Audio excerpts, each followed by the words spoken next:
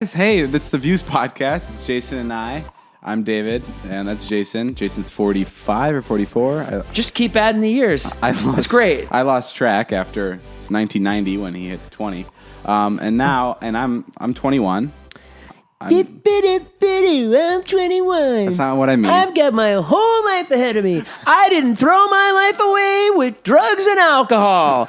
I've got a job, and I've never had any heartache in my entire life. I'm not divorced with 2 kids. It's not awkward for me when I go over to my ex-wife's house and stand there, and there's silence. And she wants me to leave, but I really want to stay.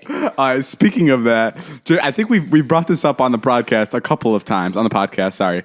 Jason's wife has a brand new boyfriend that she's been seeing for quite a while. Now, guys, imagine this. Jason has spent, more than 10 years with this woman?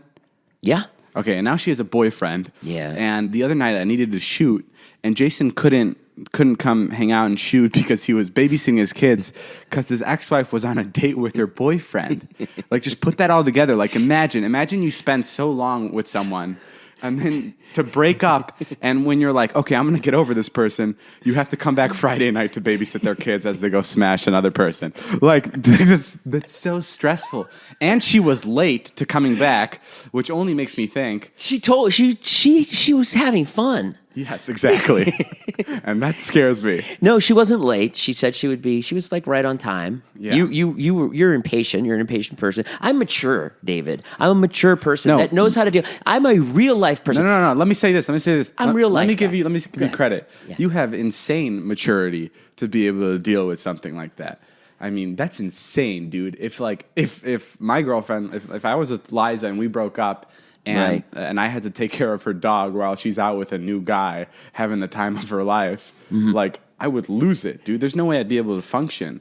Well, I don't know if she's having the time of her life. I mean, relationships are ups and downs. I'm sure they have their troubles. You can only hope. That's a horrible relationship. When she came home, I was crying a little bit, Yeah. So she was dropping him off at I had them here at this place, and then you had the kids here. Yeah, because you wanted to go. You want to shoot at all hours, and you're a maniac. This is my question. When she got home, because she was dropping him off at the airport. Yeah.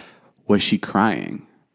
I wondered that when I was looking at her, if she had gone through an emotional thing, because she gets emotional at the airport. Would that have bummed you out if she was crying that he was leaving?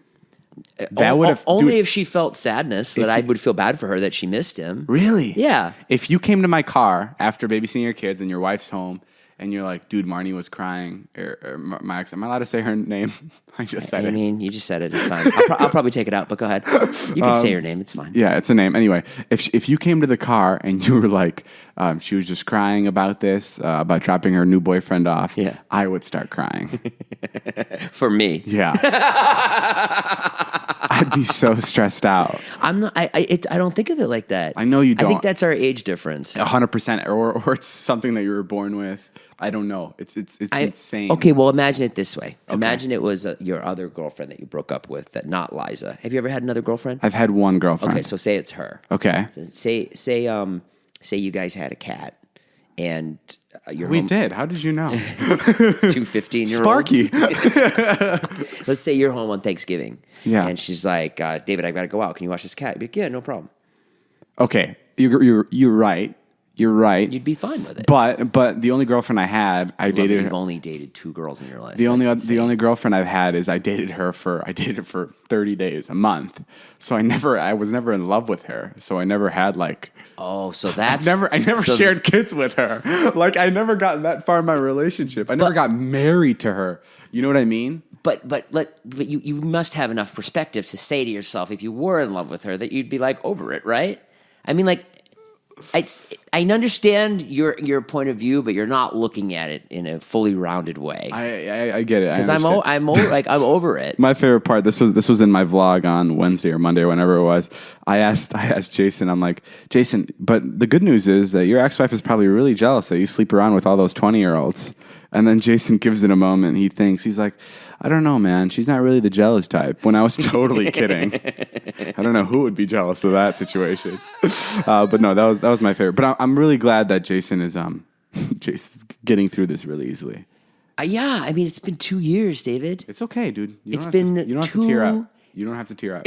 I'm not tearing up. It's been 2 years. I mean, like, I want her to be happy. I was here with the kids, and you wanted to go out. So I was like, all right, well, I've got to leave them with her. No, so she said the easiest thing to do is to take them to the house, get them ready for bed, and then when I come home, you can leave. I don't know enough about divorced parents, but I know you guys are really good divorced parents. You guys are the best divorced parents ever. Oh, thank you, Bert. I don't know what that means, but I don't either. I might have Thanksgiving dinner with her and her family. Oh, wow, that's a step up. Yeah, and I said, step up from dinner with you and your high school friends.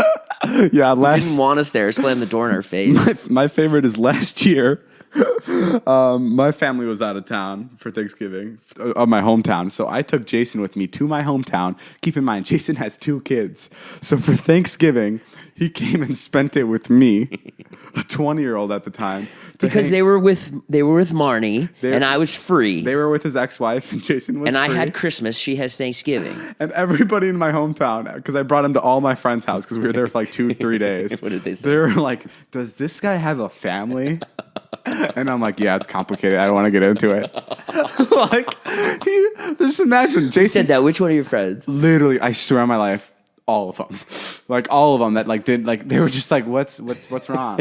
Is he okay? Are you taking him in? They loved you. You were great, but initially they were very surprised. Because, like, keep in mind, I come from like a basic ass suburb. Yeah. That's just like a bunch of like super regular families, like, cookie cutter families. Yeah.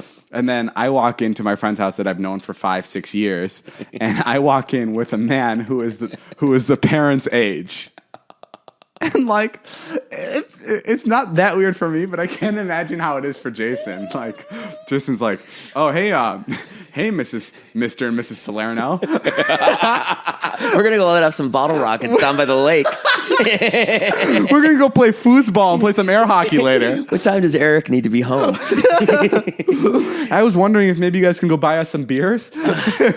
That's just my favorite. I love that you're so okay with that. And I think that loops back into like your relationship with your like ex-wife now, and like everything, how you just like, you really don't care, and you don't let like weird factors of how other people think about you like affect you. But it's just, dude, how do you deal with that? Like, how do you go into a kid's house my age and you're like just hanging out with us and the parents are there, they're confused? My favorite is like, we got to my friend Nick's house, and Jason walks in, Jason being old, and his parents are there. His parents like are completely like unfazed by this. They're like super normal. They're like, hi, nice to meet you. Jason's like, hi, I'm Jason. They introduce themselves, and then we go down to Nick's basement. Nick's not down there yet, and then Nick comes down, and he's like, my parents were like, what the fuck just happened?